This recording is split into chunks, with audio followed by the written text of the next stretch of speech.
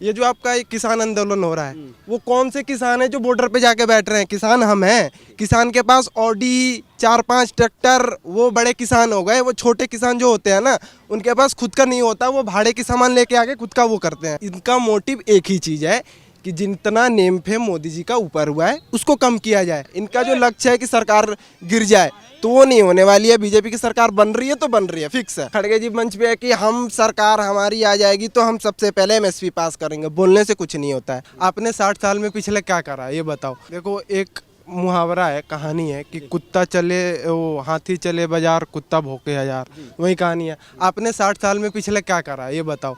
आप किसी भी थॉट प्रोसेस में टाइम लगता है। आपने मोदी जी को टाइम दिया है 10 साल, जहाँ 2 बार टाइम दिया है। 2 साल, ये 2 बार की टाइम में 10 सालों में बहुत सारी चीज़ें अच्छी हुई हैं। और किसी भी प्रोसेस को होने में टाइम लगता है। सबसे बड़ी चीज़ ये है कि आपको भरोसा करना पड़ेगा। आपने जो आप किसी भी, आप ठीक है आप विपक्ष के हो, विपक्ष के हैं तो वो तो कीचड़ उछालते हैं एक दूसरे पे, उनका वही काम है। पॉलिटिक्स का मतलब यही ये चीज़ है। आप कह रहे हैं युवा नशेड़ी हैं, कैसे युवा नशेड़ी है? कैसे आप देखिए, अब मैं तो थोड़ा मुद्दा से मैं बाहर आना चाहता हूँ। उनकी ये बेतुकी बात हो गई कि वो युवा नशेड़ी हैं। ये जो आपका एक किसान आंदोलन हो रहा है, वो कौन से किसान है जो बॉर्डर पे जाके बैठ रहे हैं? किसान हम हैं। किसान के पास ऑडी 4-5 ट्रैक्टर, वो बड़े किसान हो गए। वो छोटे किसान जो होते हैं ना, उनके पास खुद का नहीं होता, वो भाड़े की सामान लेके आके खुद का वो करते हैं। सबसे पहली बात हो। और ये एक इनका मोटिव एक ही चीज़ है कि जितना नेम फेम मोदी जी का ऊपर हुआ है उसको कम किया जाए। बात तो एक तय है, 400 की पार है। सबसे पहली बात तो ये है, आप चाहे कितनी कर लो, आप ज़्यादा कुछ करोगे, प्रोटेस्ट करोगे, 5 सीट इधर से उधर हिलेगी। सबसे पहली बात तो ये है कि फिक्स है। जनता देख रही है कि तुम्हारा विपक्ष कैसा है। तुम सारे मिल जाओ, मैं कह रहा हूँ 120 पार्टी को तुम मिला लो और बीजेपी को अकेला छोड़ दो, फिर भी आ रही है बीजेपी की सरकार। सबसे पहली बात ये है, क्योंकि वो उनका देखो, सबसे किसी भी चीज़ को प्रोसेस करने में टाइम लगता है। हमें बिलीव करना पड़ेगा, हम युवा, हम इस चीज़ को समझ रहे हैं। क्योंकि हमारे लिए भी बहुत एक होता है ना कि इंफ्रास्ट्रक्चर जब तैयार किया जाता है तो इंफ्रास्ट्रक्चर को इम्प्लीमेंट करने में टाइम लगती है। तो मैं कहूँगा कि सरकार तो आ रही है बीजेपी की और फुल सपोर्ट है। जहाँ तक है युवाओं के लिए बहुत कुछ करा है, हम देख रहे हैं, बहुत कुछ करेंगे भी। और ये कहूँगा कि युवाओं से कि आप पे सोच है, समझ है, शिक्षा है, आपके पास एजुकेशन है, आपके पास इतना थॉट प्रोसेस है आपके पास दिमाग में कि आप कोई भी डिसीजन अच्छे से सोच के ले सकते हो। 5 लोग के बीच में बैठ के बिन मतलब की बातें करने से, ब्रेन वॉश करके इस पार्टी को उस पार्टी से वोट दिलवाने से कुछ नहीं होगा। आप समझदार हो तो आप किस पार्टी को चूज़ कर रहे हो वो तो आपका अपना थॉट प्रोसेस है। लेकिन मैं तो यूँ कहूँगा कि बीजेपी ऑलवेज। युवा जैसे आप समझ रहे हैं कि आखिर में जो है लगातार जो है विपक्ष जो है नकारात्मक क्यों होता जा रहा है? विपक्ष नकारात्मक इसलिए हो रहा है क्योंकि सब मिल के भी उसको नहीं हरा पा रहे हैं। सबसे बड़ी बात ये है, सारे मिलने के बाद भी उसको कुछ भी नहीं कर पा रहे हैं। ये सबसे बड़ी बात ये है कि आप विपक्ष का काम ही है कि कीचड़ उछालना। चाहे वो मोदी जी सबसे अच्छी काम भी कर ले तो बीच में जो सारी पार्टियां वो बीच में बैठ के बात कर लेंगे कि ये सारी काम अच्छी हुई हैं। लेकिन जब जनता के सामने आएंगे तो वो एक ही चीज़ बोलेंगे कि उन्होंने कुछ नहीं करा। आपने 60 साल में क्या करा? मैं पर्चा लेके पर्चा लेके तो बैठ नहीं सकते, लेकिन आपने 60 साल में क्या करा वो बता दो। और हम बताते हैं कि 10 साल में क्या हुआ है और अगले 5 साल में। इस बार तो सरकार आ ही रही है। जब 5 साल के बाद अब इंडिया को देखोगे ना, वो सच में वाकायदा इनक्रेडिबल इंडिया आपको दिखेगा। जो हम देखते हैं ना अतुल्य भारत, वो अतुल्य भारत अगले 5 साल में आपको दिखेगी जब इंफ्रास्ट्रक्चर इम्प्लीमेंट हो जाएगा। तो मैं यही कहूँगा कि विपक्ष का काम ही वही है। चाहे बेशक कांग्रेस की हो या फिर जैसे कांग्रेस की सरकार थी तो कांग्रेस तो वैसे भी वो क्या कहते हैं कि मतलब ऐसी पार्टी है, घुसखोरी वाली पार्टी है। तो लेकिन लगातार जैसे कि सरकार का जो बुनियादी मुद्दे हैं, बुनियादी मुद्दे में ये संभव नहीं है कि सरकार ने सब कुछ जो है ठीक ठाक कर दिया होगा। कई मुद्दे हैं, जैसे महंगाई भी है, बेरोजगारी भी होगी, कुछ गरीब तबके के लोगों के लिए भी जो है कुछ अच्छा करने का, जैसे कि लगातार ये कहते हैं कि एक तबके को बढ़ाया जा रहा है, अडानी अंबानी को बेच दिया है। भले कि वो हमारे देश के उद्योगपति हैं, उन्होंने काफ़ी रोज़गार भी सृजित कर रखा है देश के अंदर में, लेकिन ये कहते हैं कि मोदी जी ने बेच दिया है अडानी अंबानी को। लेकिन लगातार इस तरह के, लेकिन आखिर में विपक्ष के पास जो है एक बुनियादी मुद्दे उठाने के बजाय केवल और केवल मोदी विरोध, और जो गठबंधन बना भी था उसमें सब में एक ही था कि हमारा मेन उद्देश्य जो है मोदी को जो है सत्ता से बाहर करना है। क्या, क्यों? इसका एक ही चीज़ वो है ना कि इनको पच नहीं रही है। इनको ये है कि इनकी खानदानी सरकार चलती रहनी चाहिए। इनके बाप का इंडिया नहीं है, सबसे पहली बात तो ये जो है, कोई भी है मैं नाम नहीं लूँगा, लेकिन कांग्रेस की बाप की पार्टी नहीं है, आईएनसी की ये नहीं है, इंडिया नहीं है आईएनसी की। आईएनसी से इंडिया नहीं चलता है, जनता से इंडिया चलती है, सबसे पहली बात तो ये है। और आप जो कह रहे हो कि सरकार ने कुछ नहीं करा, आप किसान बेचते हैं 18 रुपये किलो गेहूँ बेचते हैं, ठीक है, और जब राशन कार्ड में जाते हैं तो 2 रुपये किलो हमें गेहूँ मिलती हैं, ठीक है। सबसे पहली बात तो ये है, राशन का ये करा। उसके बाद आपकी गैस की जो उज्ज्वल वो योजना हुई है, उसमें गैस आपको सब्सिडी मिलती है, फ्री मिलती है, ठीक है। उसके बाद आपकी जो ये टॉयलेट शौचालय की हो गए, मैं वही तो कह रहा हूँ कि पर्चा लेके बैठेंगे तो फिर तो बहुत चीज़ है, और किसी में कमियां निकालने के लिए क्या है, कमियां निकालने में 2 मिनट लगते हैं बस। ऊपर से देखो कुछ बक दो, जो मन में आए वो बक दो। तो इनका काम यही है कि बस हाँ कैसे भी करके नेम फेम डाउन कर दे कि इनका सरकार जो है, देखो सरकार तो बन रही है, बात ठीक है, सबसे ये मतलब होना ही है, तय है बिल्कुल। लेकिन इनका ये है कि जो नेम फेम मोदी का चल रहा है यहाँ, जैसे G20 हो गया, G20 के बाद नेम फेम और बढ़ गया इनका नेम, जबकि नेम फेम बढ़ेगा ही जब अच्छा काम कर रहे हैं, तो नेम फेम क्यों नहीं बढ़ेगा। आपकी तरह तो हवाबाजी नहीं कर रहे हैं हम। तो G20 होने के बाद उसके बाद सारे चीज़ सब बढ़िया से चल रहे हैं।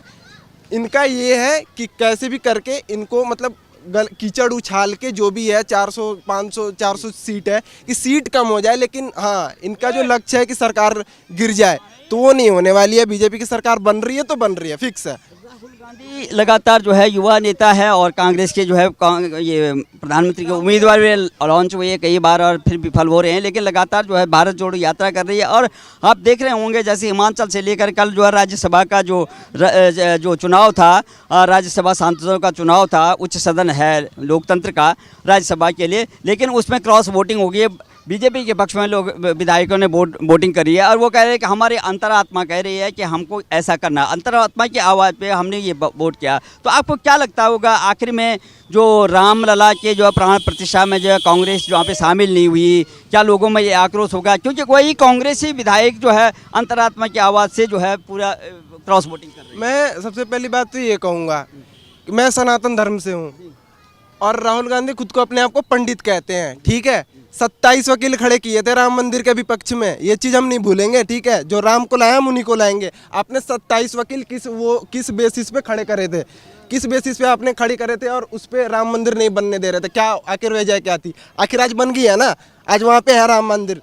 तो हमको सब दिख रहा है, पारदर्शिता सब चीज़ें हैं, हमको दिख रहा है कि आप क्या कर रहे हैं। ये भारत जोड़ो यात्रा है ना, ये पैसे की वो हो रही है, इसमें लुटाई हो रही है, बस पैसे कलेक्ट किए जा रहे हैं कि कैसे भी हो जाए, पैसे आ जाए। अभी हाल फिलहाल में जो आपने न्यूज़ सुनी होगी कि अलमारी पैसे निकल रहे हैं, नाम में थोड़ा सा मिसमैच कर रहा हूँ, उनके छत्तीसगढ़ के जो थे कि इनकी पूरी वो उनकी पार्टी क्या कर रही है, बस ये तो पता है इनको चल गया, अंदर से भनक इनको मिल गई है कि इनकी सरकार बनने नहीं वाली है। तो सबसे पहली बात पार्टी चलाने के लिए चाहिए पैसे। ये भारत जोड़ो यात्रा का वो पाखंड कर दिए हैं, पैसे आ रहे हैं, फंड्स आ रहे हैं इधर उधर से जैसे भी करके।